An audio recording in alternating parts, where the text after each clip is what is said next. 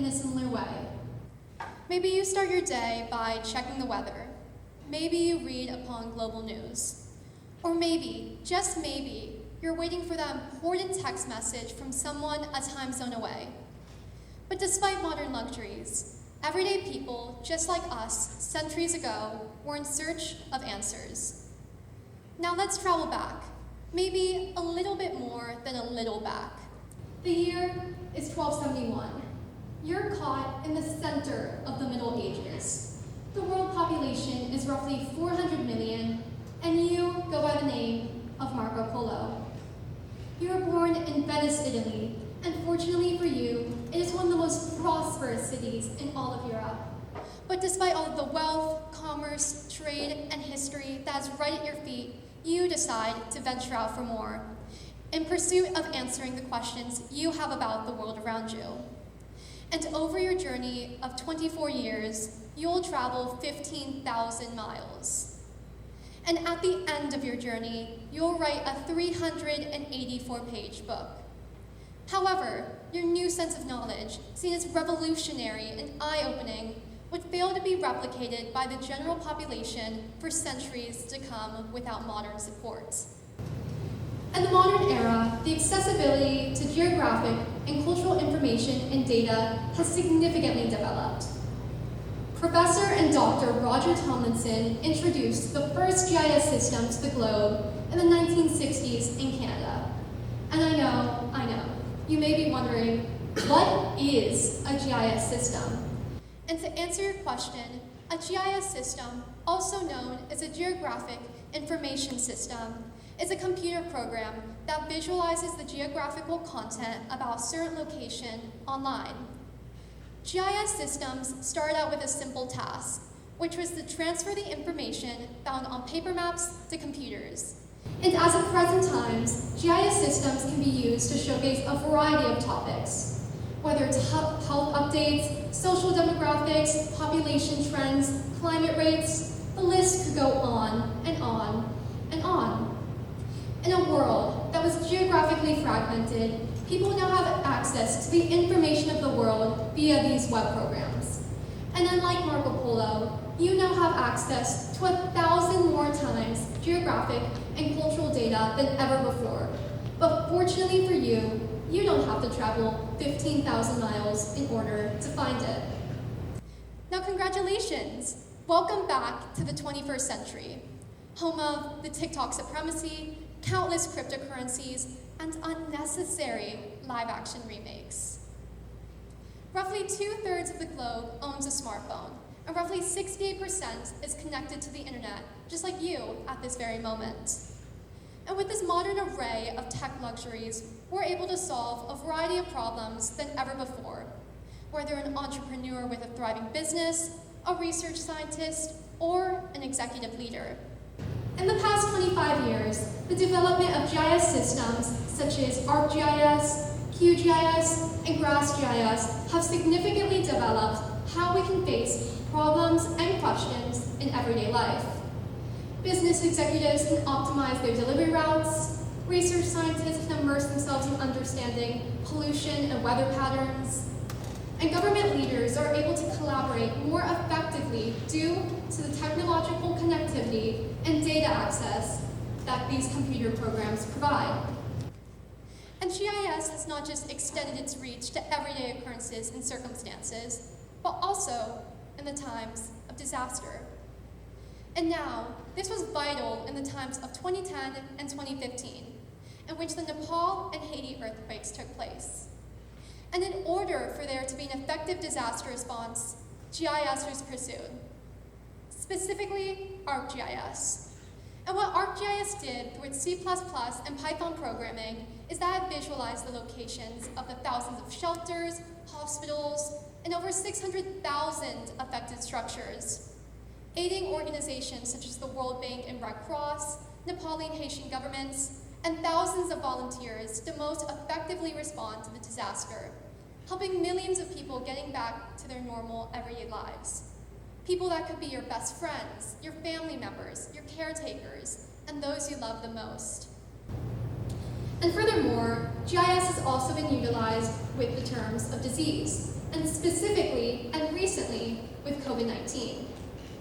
Johns Hopkins University published a GIS dashboard in the early stages of the pandemic. And just 1 year later, in March of 2021, the page had been viewed over 4.5 billion times, informing the population on the different amount of cases, deaths, and recoveries in each country. And according to a Harvard study, government leaders, when making policies in regards to COVID-19, made up to 25% more accurate decisions than those who just solely referred to random internet information. So maybe the moral of the story is, even if you're not a government leader, say you're a parent, a teacher, or a student, don't just use one resource for research. And more similarly, GIS has also been used to showcase trends in the Ebola virus and the Zika virus as well. Now moving away from the disaster response of GIS has also had the capability to promote cultural teaching and global awareness due to the linguistic, religious, and cultural content that GIS showcases.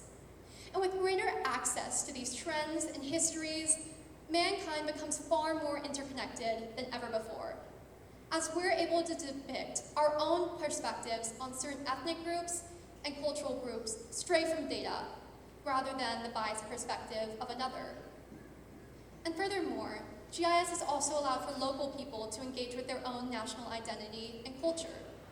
And this was specifically seen in a project conducted in the UK called Locating a National Collection. And what Locating a National Collection necessarily did is it taught its UK participants more about their regional history and cultures through geographical visualization. And through the enhanced discovery, data access, and fun engagement of GIS, participants stated that they felt a greater sense of place within their home country of the UK and a greater appreciation for their national culture and history through these systems. And remember, even you can learn more about the world and its cultures and histories through these systems. They're meant to empower everyone. And furthermore, GIS has also been utilized by organizations to promote cultural teaching. And this was specifically used by Google Arts and Cultures, which harnessed GIS with two particular purposes in mind. Firstly, to visualize the locations of the cultural artifacts, landmarks, and art from all across the globe, but also in order to host virtual tours of their partner institutions. And with their efforts, they're allowing cultural teaching to be more accessible around the globe. And in recent years, their web pages have been viewed over 1 billion times from people from over 190 countries. And some of their partner institutions, making up of a group of about 2,000, can include the Louvre in Paris, the Frida Kahlo Museum in Mexico City, and the Met in New York City. They're allowing the everyday person to involve themselves with foreign art, culture, and history without the expenses of travel, and straight from their living room, their garage, their gym, their school, wherever and whenever possible. Take it from me.